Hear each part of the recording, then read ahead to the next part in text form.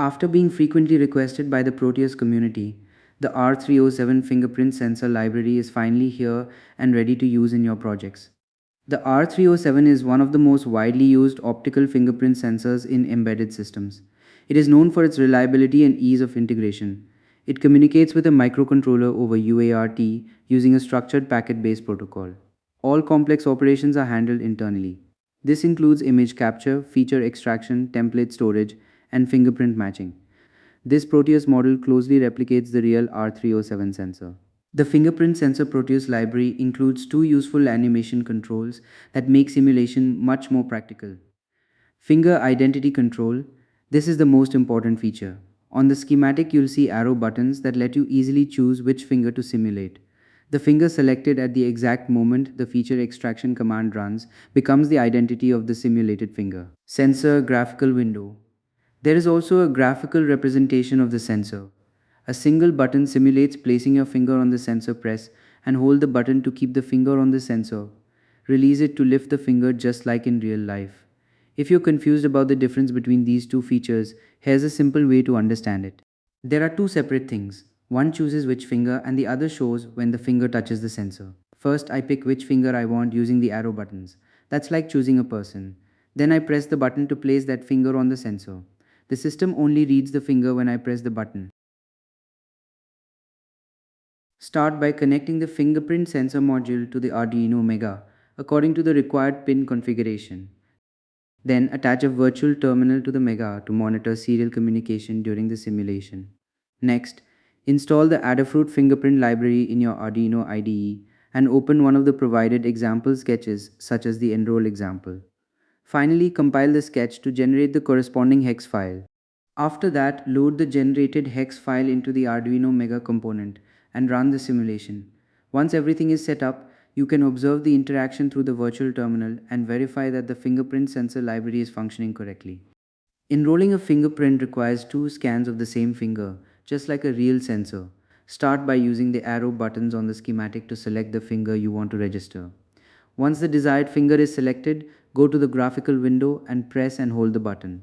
Wait until the status changes from scanning to scan complete. This completes your first scan. Release the button to simulate lifting the finger, then press and hold it again for the second scan. Wait for the scan complete status once more.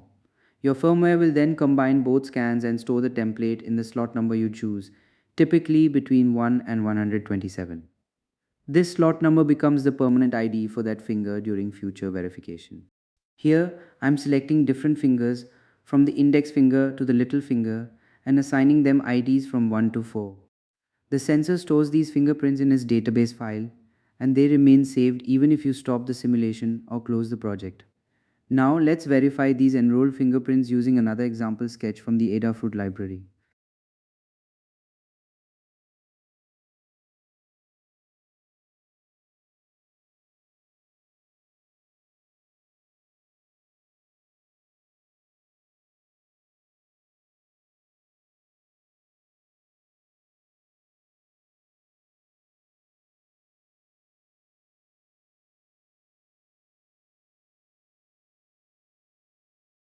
Okay, now let's verify our enrollment. Earlier, I enrolled the right little finger and assigned it the ID number 4, so we'll verify that fingerprint now. The finger is already selected in the sensor, and we only need to touch it using the GUI window. As soon as I press and hold the button, the sensor detects the finger and the serial monitor displays the matching ID.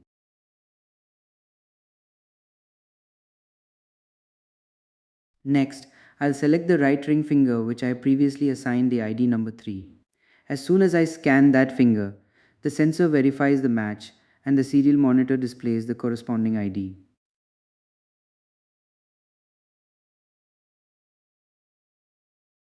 Now let's scan a finger that has not been enrolled. I'll select the right thumb which we never added to the database and scan it.